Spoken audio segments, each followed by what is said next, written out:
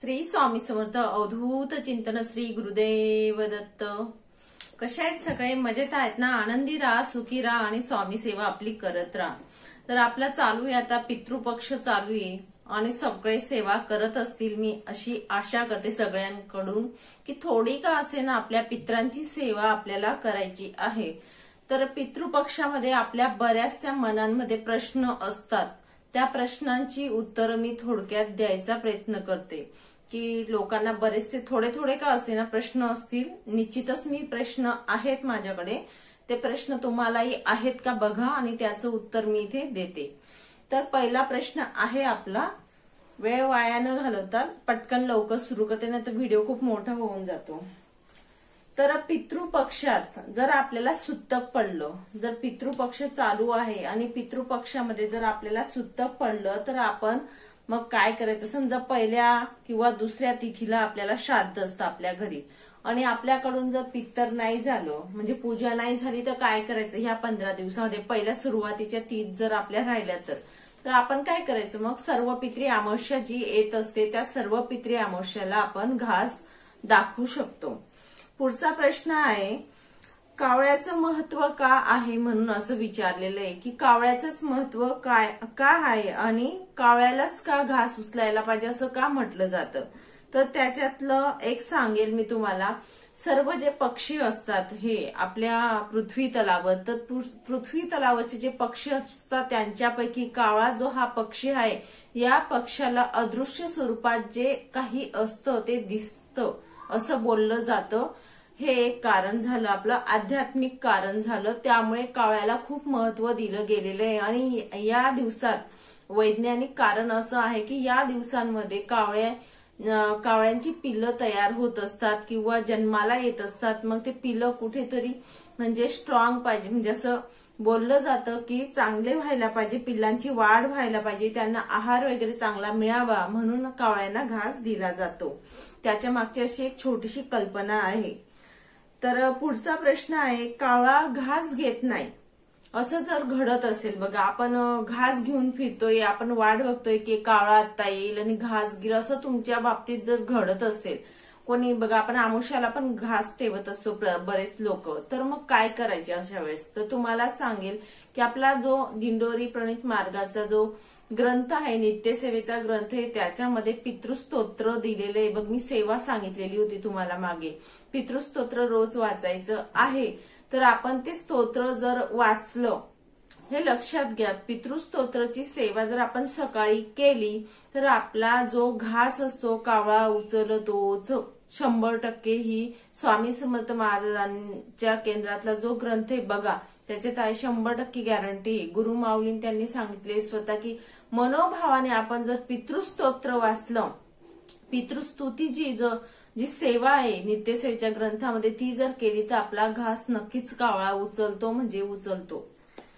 तर तुम्ही नक्कीच म्हणजे करा या 15 दिवसात। मी म्हणून बोलली तुम्हाला पितृस्तोत्राची सेवा नक्की करा, आवर्जून सांगितलेली, जी माझीही चालू आहे घरात।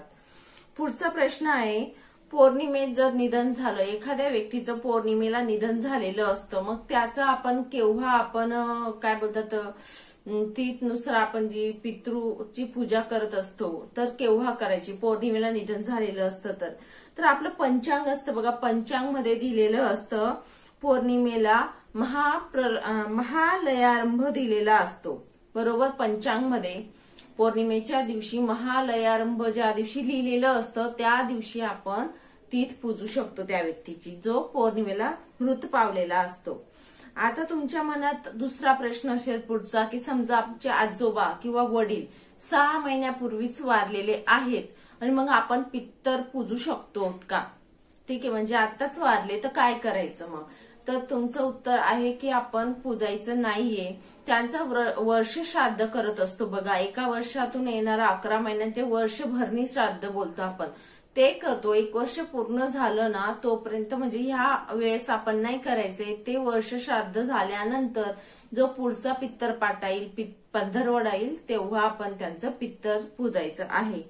पुढचा प्रश्न आहे, ज्येष्ठ व्यक्तींनी पितृपक्षात पित्तर घालण्यात मनाई केली, ज्येष्ठ व्यक्ती म्हणजे म्हातारे वगैरे लोक असतात बघा आपले, म्हणजे त्यांनी काशी वगैरे करून येतात बरेच लोक, मग ते काय बोलतात, आम्ही काशी केलेली आहे म्हणून आम्ही पित्तर पूजणार नाहीत, असं बोललं गेलेलं असतं बऱ्याच घरांमध्ये आणि ते पित्तर पूजत नाही.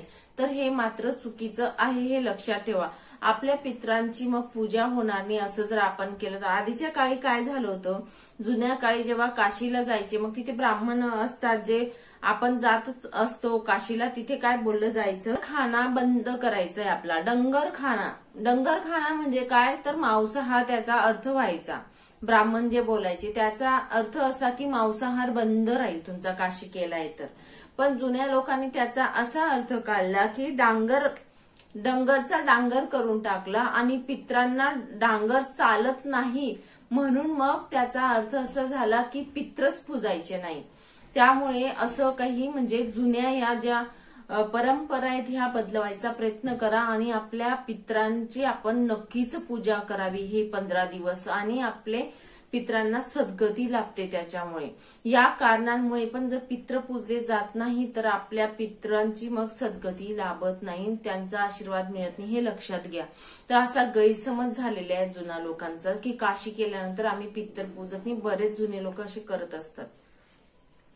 त्याच्यानंतर पितृपक्षात इतर पारायण चालतात का? समजा आता तुमच्या मनात असेल की समजा आता पितृपक्ष चालू आहे, तर पितृपक्षांमध्ये गुरुचरित्र पारायण झालं, नवनाथ झालं. आता एका ताईंनी मला प्रश्न विचारलेला होता की व्यंकटेश स्तोत्राचं मी पारायण करू शकते का? नक्कीच तुम्ही करू शकता, त्याबद्दल इश्यू नाहीये. पण मी तुम्हाला सांगू का, पितृपक्ष हा एका वर्षामध्ये आपल्याला बोनस म्हणून मी आधी पण बोलली मिळालेला दिवस असतात हे. तर सगळ्यात महत्व आपल्याला पितृपक्षात आपल्याला पित्रांची जी सेवा असते ती व्यवस्थित करायची मनापासून. आणि भागवत पारायण तुम्हाला पारायण करायचेच आहेत ना, तर आपले 365 दिवस असतात, त्याच्यात तुम्ही केव्हाही करा. पण हे जे महत्वाचे दिवस आहेत हे 15 दिवस खूप महत्वाचे असतात, याच्यात तुम्ही करायचं तर भागवत पारायण जे मी तुम्हाला बोलली त्याचं पारायण करा. तुम्ही करू शकतात, करू शकत नाही असं काही नाहीये, शुभ अशुभ या गोष्टी नाहीयेत. फक्त एवढंच सांगेल की या दिवसामध्ये आपण पित्रांची सेवा करणं खूप गरजेचं असतं, नंतर तुम्ही मग करू शकतात. पुढचा प्रश्न आहे, पितृपक्षात देवाला गेले तर चालतं का? आपण बोलतो आता पितृपक्ष चालू आहे, मग देवाला जायचं होतं, मला देवीला जायचं होतं किंवा देवाला या ठिकाणी जायचं त्या ठिकाणी, मग चालतं का? हो, तर नक्कीच चालेल, त्याबद्दल इश्यू नाहीये. तुम्ही पितृपक्षात गेलं तर शुभ अशुभ या गोष्टी काही एक नाहीयेत, ते माणसांनीच लावलेलं असतं, तर चालतं. पण एक सांगेल तुम्हाला, ह्या पितृपक्षांमध्ये पितर आपल्या घरी आलेले असतात, ठीक आहे, पृथ्वीवर आलेले असतात, तर त्यांची सेवा करणं हे खूप आवश्यक असतं आपल्याला. म्हणून आपण बाहेर न जाता आपण जे घरी आलेले पितर असतात त्यांची ही 15 दिवस आपण सेवा करायची असते, कारण 15 दिवस आपल्या पृथ्वी तलावर आपले पितर आलेले असतात, हे लक्षात घ्या. पुढचा प्रश्न आहे, पितृपक्षात नारायण नागबली सारखा सेवा कराव्यात का? आता बऱ्याच लोकांना वाटतं की पितृपक्ष आहे तर नारायण नागबली करून टाकू, हे करून टाकू, ते करून टाकू. तर त्याचं उत्तर आहे की आपण नक्कीच करू शकता, त्याबद्दल इश्यू नाही. पण पितृपक्षांमध्ये जेवढी सेवा होऊ शकते ती आपल्या घरात करणं आवश्यक असतं, हे लक्षात घ्या. म्हणजे एवढं आवश्यक, नारायण नागबली शक्यतोवर त्या ज्या विधी असतात त्या शक्यतो करू नये, त्या नंतर केल्या तरी चालतात. पण हे 15 दिवस जे आहेत ना, या 15 दिवसांमध्ये आपल्या घरात सेवा होणं खूप आवश्यक असतं, हे लक्षात घ्या. आपल्या घरातून जे अन्न जातं त्यांच्या नावाने त्याला खूप महत्व दिलं गेलेलं आहे. म्हणून आपण नारायण नागबलीसारखे ह्या ज्या विधी असतात ह्या विधी नंतर केल्या तरीही चालेल आणि केलं तरीही चालेल, त्याबद्दल काही वाद नाही. पितरांना नैवेद्य काय द्यायचा? आपण आता सगळ्यांना प्रश्न असतो पितरांना नैवेद्य काय द्यायचा, काय द्यायचं. सगळ्यात आधी महत्वाचं जे ते मी सांगेल, त्याच्या व्यतिरिक्त तुम्ही देऊ शकतात. आता भात, दही भात जरी ठेवला तुम्हाला सांगते मी रोजच्या रोज तरी चालेल. रोजच्या रोज आपण दही भात 15 दिवस ठेवला तरी चालेल, किंवा खीर ठेवली भाताची तरीही चालेल. भातापासून जे काही पदार्थ बनले ते ठेवले तरी चालेल. साधा आणि सोपं सांगेल तुम्हाला. इतर मग तुम्हाला काय वस्तू खाऊ घालायच्या खाऊ घातलं तरी चालेल, तसं काही एक नाही. आपल्याकडे जी पद्धत असते खाण्यापिण्याची त्या आपण कराव्यात, दुसरं काही एक नाही. पण साधं आणि सोपं मी तुम्हाला सांगेल, दही भात किंवा खीरचा जो नैवेद्य असतो तो जरी आपण रोजच्या रोज ठेवला पित्रांना तरीही चालतो, हे लक्षात घ्या. पण आपण पित्रांच्या नावाने आपल्याला करायचं आहे. आता तुम्हाला एक सांगेल की केंद्रात प्रश्न उत्तरे बघतात का? आपलं जे केंद्र असतात, मठ असतात, ह्या 15 दिवसांमध्ये पित्रांच्या कालावधीमध्ये आपल्या दिंडोरी प्रणित केंद्रांमध्ये जे प्रश्न उत्तर घेण्यात येतात ते बघितले जातात का? तर नक्कीच आपल्या केंद्रांमध्ये पितृपक्षातही आपलं काम कार्य जे असतं ते चालू असतं. केंद्रांमध्ये प्रश्न उत्तर हे घेण्यात येतात, एवढं मी सांगेल. आपल्याला अन्नदान जर करायचं असेल, हे बघा, ह्या 15 दिवसांमध्ये जर अन्नदान करायचं असेल, आपल्या पित्रांची तिथी असेल, त्या तिथीला जर आपल्याकडून नाही शक्य होत घरी अन्नदान करणं, तर त्यांच्या नावाने आपण जे दक्षिणा असते किंवा पैसे असतात ते पण आपण केंद्रांमध्ये दानपेटीत टाकले तरी चालतात. नाहीतर आपण कोणत्याही गरीब लोकांनाही खायला दिलं तरी चालतं, त्याबद्दल इश्यू नाही. ह्या 15 दिवसांमध्ये आपण कुठलीही सेवा केली तर आपल्या पित्रांना सद्गती लाभण्यासाठी आपण सेवा करायची असते, हे लक्षात घ्या. एवढंच हे असतं की ह्या 15 दिवसात आपल्याला हे कामं करायची असतात. तर बऱ्यापैकी मला असं वाटतं तुमच्या मनातील प्रश्नांची उत्तर तुम्हाला मिळाले असतील, जे तुम्हाला पाहिजे असेल. अजून काही तुम्हाला वाटलं तर नक्कीच विचारू शकतात, मी नक्कीच उत्तर देण्याचा प्रयत्न करेन. चला मग इथेच थांबते, नंतर अजून भेटेल पुढच्या व्हिडिओमध्ये नवीन माहितीसोबत, नवीन विषयासोबत. तोपर्यंत श्री स्वामी समर्थ. अवधूत चिंतन. श्री गुरुदेव दत्त. माहिती आवडली असेल तर लाईक करा, शेअर करा आणि सबस्क्राईब करा.